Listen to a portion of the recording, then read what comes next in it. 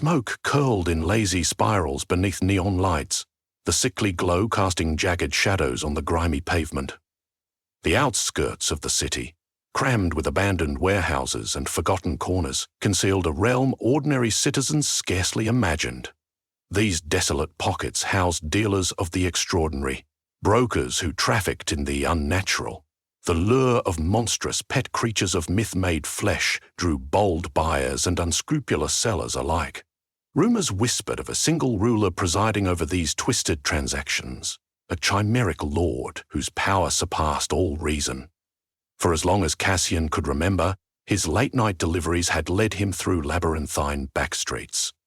He worked as a courier, well-versed in weaving a path through territory even the police refused to patrol. Despite the warnings he'd heard about a shadowy trade, he had mostly managed to keep his head down. But the day he accepted a hefty sum from a hooded client named Aria, everything changed. He found Aria standing at a back-alley intersection, her form obscured by a tattered black cloak. Her half-hidden face revealed piercing green eyes and the faintest hint of a bruise on one cheekbone. She exuded a strange aura, both urgent and contained. As soon as she spotted Cassian, she pressed a small leather pouch into his hands, with the instructions to deliver it to a man stationed at the largest disused warehouse in the district, where he would receive something in return. That something, she promised, would be carried back to her. Aria never mentioned what might await him there. Perhaps she didn't know. Or perhaps she didn't want to divulge the details. Cassian didn't particularly care. The money was too good to refuse, and so he accepted without hesitation. It was only when he arrived at the ominous building and peered through the half-raised metal door that he realized how foolish he'd been. Rows of enormous crates were arranged with unnerving order. Hooded figures, each with their own distinct symbol stitched onto a shoulder, guarded them. An unidentifiable stench hung heavy in the air, equal parts fetid barn and pungent camel. Strange whistles and growls spiraled from corners drenched in gloom. Though an immediate sense of dread coiled around him, Cassian forced himself to keep moving, recalling how Aria insisted that the exchange was simple. A wiry man with bright orange hair approached, gesturing for Cassian to follow. They passed crates of caged creatures that defied reason. A leathery winged vulture with a human-like face, an oversized serpent studded with fine feathers, a tri-horned dog whose howls echoed with despair. Each one jolted Cassian's nerves. Despite the oppressive fear, he also felt a pang of wonder and pity for these monstrous animals, many of them battered, their eyes reflecting terror. On a raised platform near the back sat a single imposing figure seated on handcrafted cushions. The monstrous shape of his silhouette wavered in the flickering light.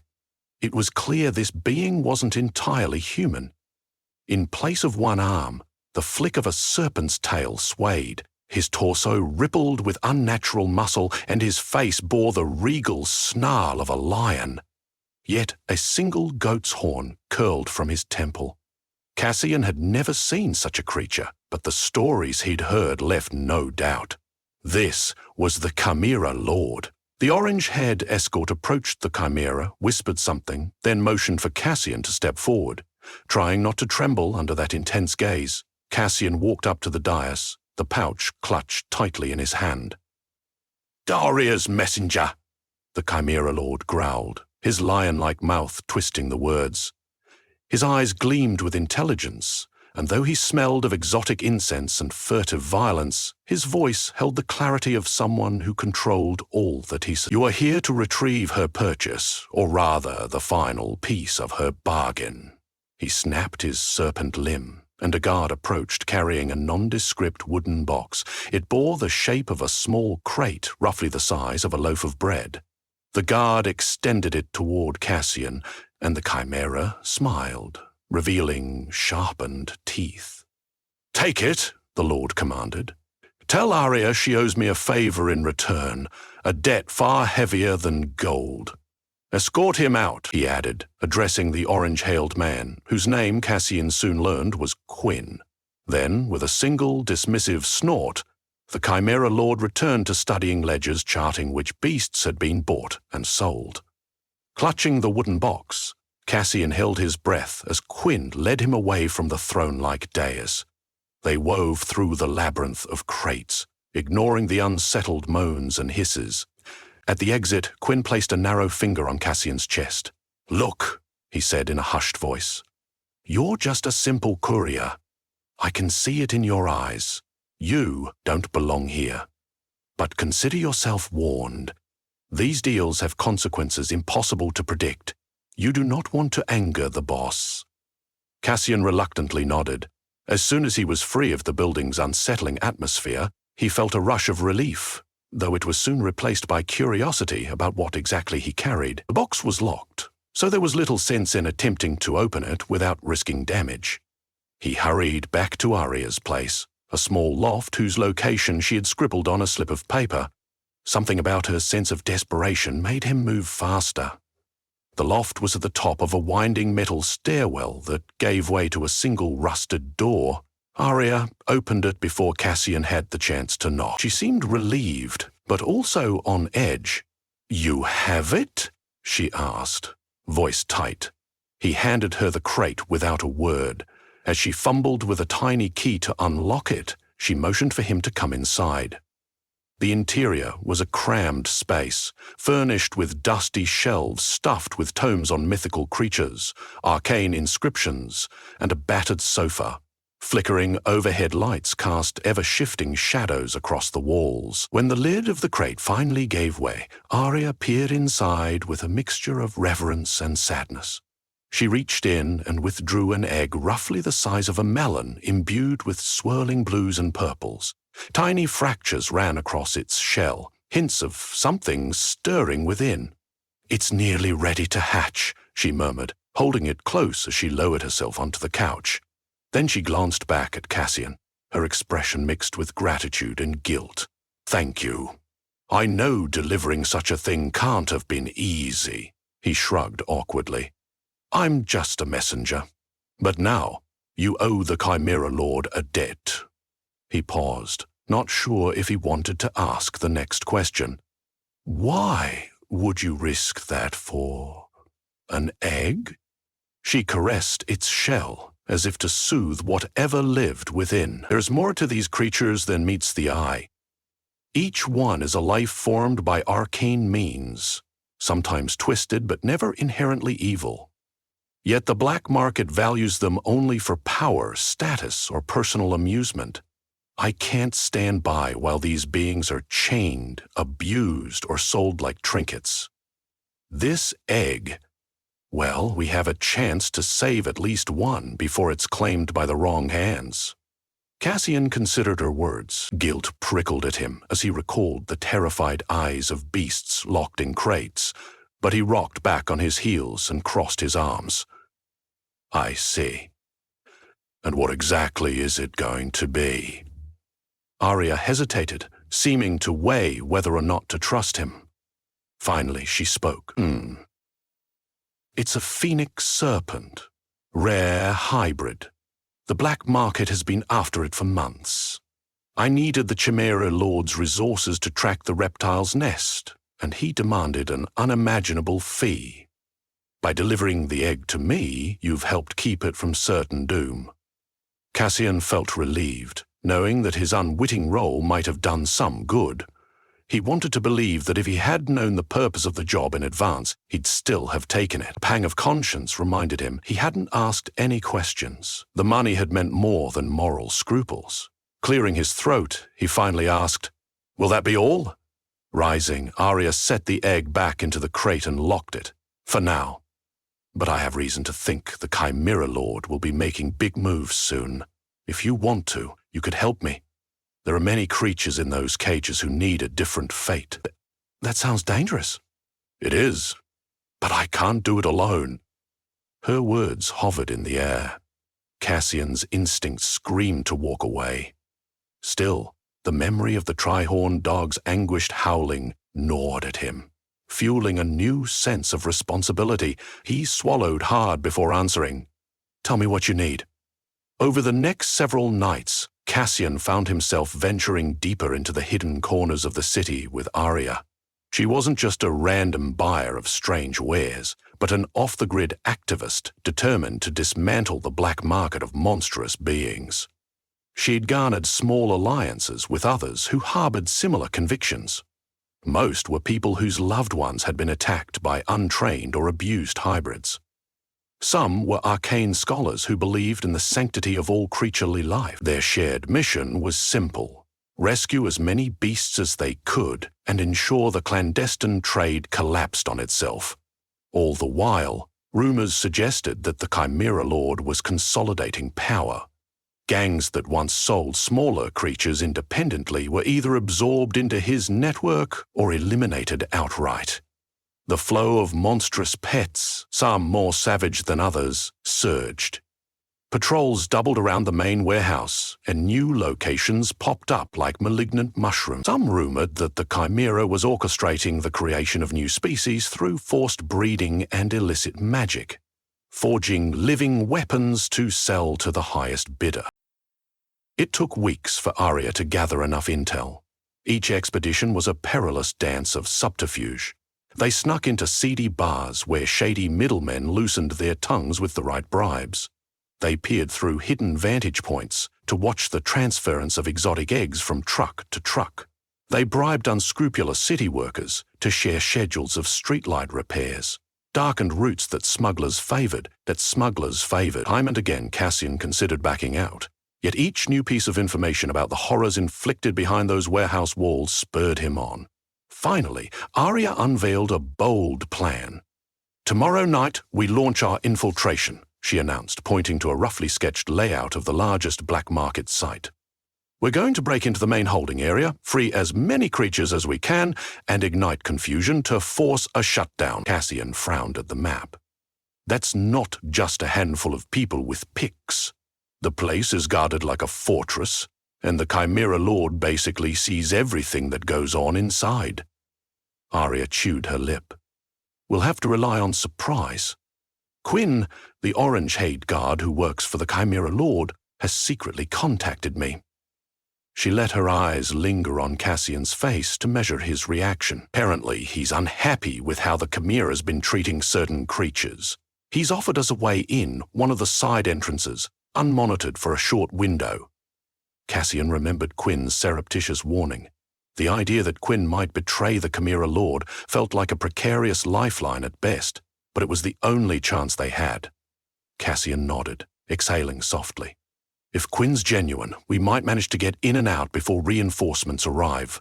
Then again, if this is a trap," Arya finished his thought, "we'll be walking straight into the lion's den." When the night of the infiltration arrived, Cassian's heart thundered as he and Arya crept toward the designated entrance. Their small team followed, each person wearing darkly colored clothing and carrying basic supplies: wire cutters, animal harnesses to guide distressed creatures, and vials of tranquilizer for the more hostile hybrid. The side door, set into grimy concrete, appeared as unremarkable as any rundown entrance. But sure enough, they found the latch taped back, just as Quinn had promised. Inside, a corridor led to an open receiving area lined with cages stacked 3 high. The air bristled with the stench of musk and fear. Arya motioned for everyone to split up and begin unlatching cages. Cassian and another activist named Rowan took the far corner, where large crates held hulking silhouettes. Cassian's hands trembled as he fiddled with the locks, mindful that the slightest squeak could raise an alarm. One of the cages finally gave way, revealing a trembling griffin pup. Its wings had been clipped and rebound with wire.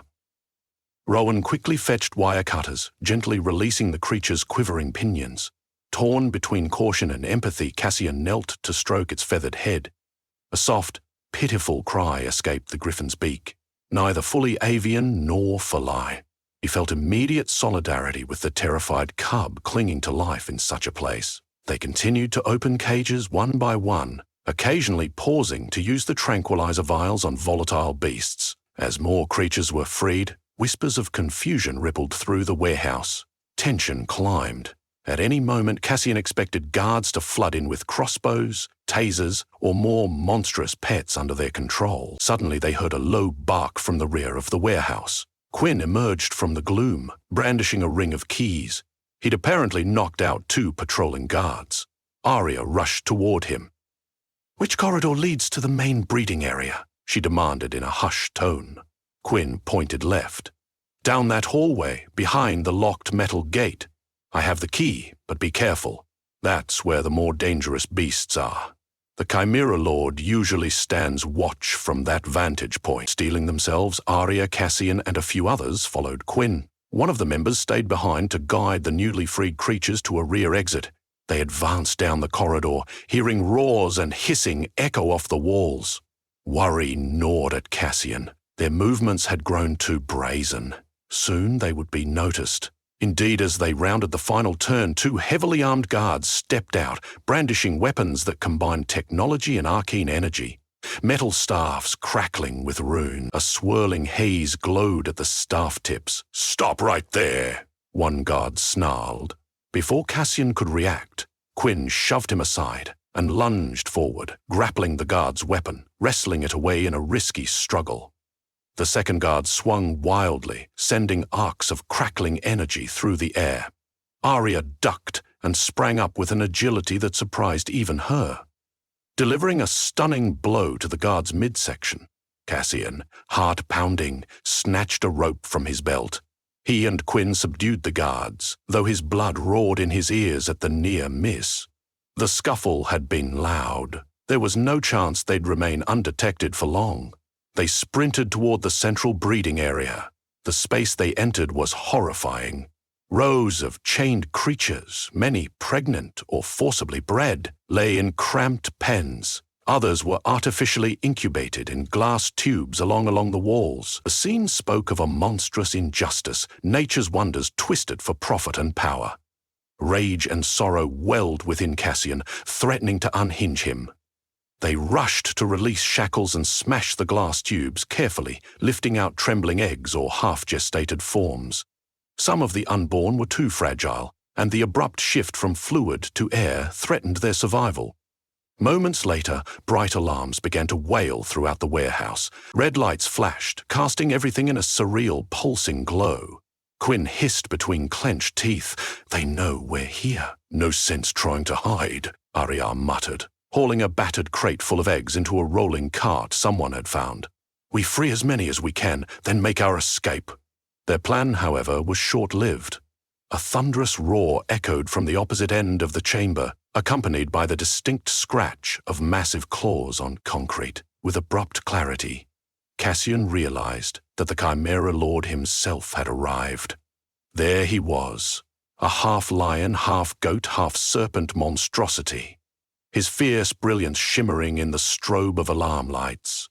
The lion eyes flashed fury, the snake portion of his body hissed in agitation, and the goat horn curled menacingly. Chaos ensued. Guards poured in alongside smaller but equally vicious creatures, trained monstrosities meant to quell uprisings. Quinn, brandishing the stolen staff, tried to hold them at bay. Sparks of runic energy crackled in the air, scorching the outer edges of the corridor. Furious roars, shrieks, and howls intermingled with the blaring alarm. Arya and Cassian found themselves face to face with the Chimera Lord amid overturned cages, broken equipment, and the cries of panicked beasts.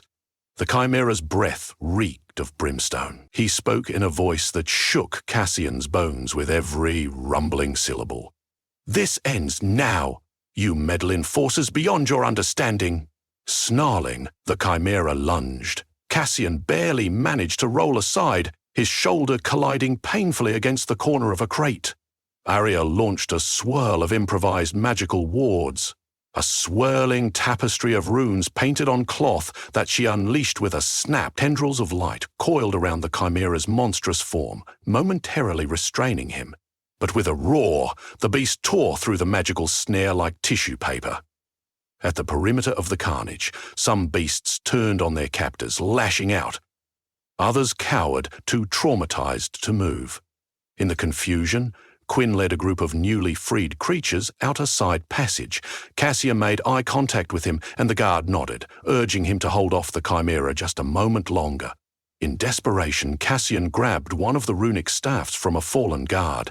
He'd never used arcane weaponry before, but necessity overrode inexperience. He jabbed forward, releasing an erratic bolt of sizzling energy that struck the Chimera in the shoulder. It infuriated the beast far more than it harmed him. The snake tail hissed, rearing up to lunge at Cassian with venom-tipped fangs. Cassian sidestepped, nearly tripping over broken chains on the floor. Arya chanted a fragment of a summoning incantation. She spread powdered phoenix ash at the Chimera's feet. The swirling light formed the shape of wings, but the incantation faltered. The presence of so many other magical creatures, especially the Chimera's powerful aura, corrupted the energies. Instead of binding the Chimera, the swirling shape collapsed in on itself. Releasing a burst of harmless sparks, a savage grin twisted the lion mouth. "You cannot stop me," he roared. "Every monstrous being in this city answers to me in time." He slashed with his muscular forelimb, claws scraping the floor in a shower of sparks. Something seethed at Cassian's peripheral vision. One of the newly freed dragons, a juvenile with obsidian scales, lurched forward, battered but protective. It snapped at the Chimera's goat flank, forcing him to back off. Sarah's bestial shriek of pain erupted from the Chimera's lips. Though the young dragon was smaller, it possessed enough strength to wound him. Cassian seized the opening to unleash another wild blast from the staff. This time, the energy crackled across the Chimera's chest, leaving a scorch mark. Arya darted toward the cart holding eggs and newly freed hybrids, pushing it into the hallway. Cassian followed, staff at the ready, steps faltering from adrenaline. The Chimera advanced, still formidable despite the injuries, his gaze set on punishing them. Plastic crates splintered underfoot as the monstrous lord prowled. Behind them, Quinn emerged again, face streaked with dust and sweat. "The path is open, let's go!" he shouted. No one needed to be told twice. They sprinted, weaving among bodies of unconscious guards and scattering feral beasts. The blaring alarms deafened Cassian as he half-dragged, half-pushed the cart. Ahead, red emergency lights illuminated the exit corridor, revealing a slight haze. One final pair of guards stepped up to block the door, but Quinn, unstoppable in his resolve, unleashed a staff strike that sent them sprawling. At last they burst out into the cold night air. A chaotic scene unraveled in the loading bay. Freed creatures soared overhead or bounded away. A multi-winged lizard scaled a chain-link fence. The tri-horned dog Cassian remembered from his first visit darted into the darkness. A stolen truck screeched to a halt, and activists rushed to load crates of eggs and whimpering beasts. Arya gently transferred the phoenix serpent egg onto the vehicle. Then, an ear-splitting roar echoed from the warehouse behind them. The Chimera Lord bounded out, battered but still exuding unstoppable rage. Broken shackles dangled from all four limbs. Police sirens wailed in the distance. Someone had evidently reported the disturbance. Flickers of red and blue lights played across the alley walls, merging with the warehouse alarm's crimson glow. Cassian froze, staff gripped tight. Confronted with the Chimera's raw fury, the creature's snake-tail reared, dripping venom, and his lion eyes glittered with a menace that paralyzed reason. But a sudden flurry of movement cut between them. It was Arya, brandishing a pendant that radiated a brief, blinding flash. The Chimera, caught off guard, recoiled under the flood of dazzling light. "Go!" Arya shouted to the others as she held the pendant high. Quinn grabbed Cassian's arm, pulling him toward the truck. "Don't you dare get yourself killed!" Cassian yelled at Arya, eyes stinging from sweat. She turned and sprinted after them, the Chimera shaking off the daze as he roared his fury to the heavens. They piled into the truck, tires squealing as they sped away. Guards who had gathered in the loading bay scattered when the massive vehicle lurched forward. With a luck that seemed almost miraculous, Cassian, Arya, Quinn, and their fellow rescuers escaped into the labyrinth of city backstreets. Monstrous cargo in tow. Hours later, Cassian stood in a disused bus depot on the outskirts of the city. a location Arya's network had prepared as a makeshift sanctuary. They had triaged the rescued creatures as best they could. Some needed healing spells, others straightforward medical care. The phoenix serpent egg remained stable, the faint glow beneath its shell promising life. Arya believed it would hatch soon, once it felt truly safe. Quinn lingered near a row of penned creatures, his orange hair dirty and matted, but there was a look of relief on his face that Cassian had never seen before. "I'm not going back," he said quietly. "The Chimera Lord won't forgive me, but I don't regret what I did." He rubbed his shoulder, which was heavily bandaged. "We have a chance now to give these creatures a better life." Cassian nodded. "You took a huge risk betraying him, but at least they're free." He glanced around. Many of the activists were exhausted, some tending to minor burns or bruises, yet an air of hope crackled in the space.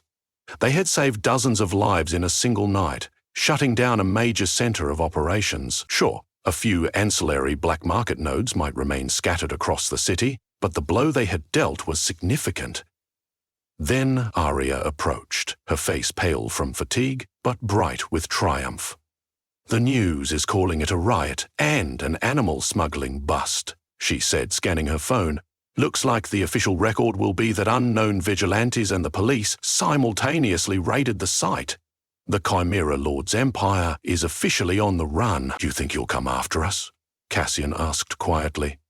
Arya looked up at him, worry flickering behind her eyes.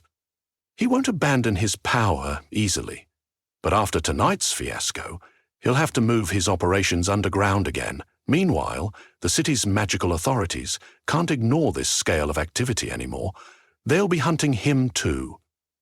As if on cue, the phoenix serpent egg in a nearby crate emitted a faint, crackling sound. The swirling patterns across its shell glowed. Everyone in the depot went still. Arya gently lifted the egg and set it on a cushion of blankets. Slowly, the shell split, and a slender reptilian head emerged. Its shimmering feathers were tinged with sparks of gold, and blazing eyes peered out at the world for the first time. In that quiet moment, Cassian sensed the hush of a new beginning, not just for the phoenix serpent, but for all of them. In their arms, new life hatching from an egg once doomed to a fate of exploitation. This was the embodiment of the hope they had dared to fight for. Eager chirps emerged from the hatchling's tiny maw, a plaintive, hungry cry. Arya's face softened, and with a free hand she coaxed it gently into her grasp, allowing the serpent's warm body to curl around her wrist. A few shimmering sparks flitted around the creature, reminiscent of embers dancing in the wind. The night had been long, and many battles still lay ahead. The Chimera Lord was wounded, but not defeated. Yet under the flickering lights of the old bus depot, something more powerful than fear prevailed. Compassion, resilience, and the unwavering urgency to protect the creatures that could not protect themselves. For a moment, Cassian closed his eyes, letting that spark of hope settle in his heart. Tomorrow, the city would awaken to a new reality, one in which the monstrous marketplace of cruelty was no longer able to operate so freely. He had begun as a simple courier, chasing money through the dark alleys. Now he found himself traveling a different path, one where monstrous wonders deserved care rather than cages, and where the strength of alliances could topple even the mightiest Chimera's reign. When he opened his eyes again, he saw the glowing visage of the newborn phoenix serpent, a swirl of metallic feathers and glinting scales. Its voice sounded like dawn breaking through night's last shadows, a promise of transformation. Deep in Cassian's chest, an unfamiliar warmth blossomed. He bowed his head to the creature, as if greeting a friend he'd known all his life. In the distance, an ambulance siren howled, and somewhere beyond the city horizon, the silhouette of a great chimera, no doubt, brooded darkly. But here, in this pocket of refuge, only hope reigned. And Cassian, along with Arya, Quinn, and their newfound allies, would fight to ensure it endured.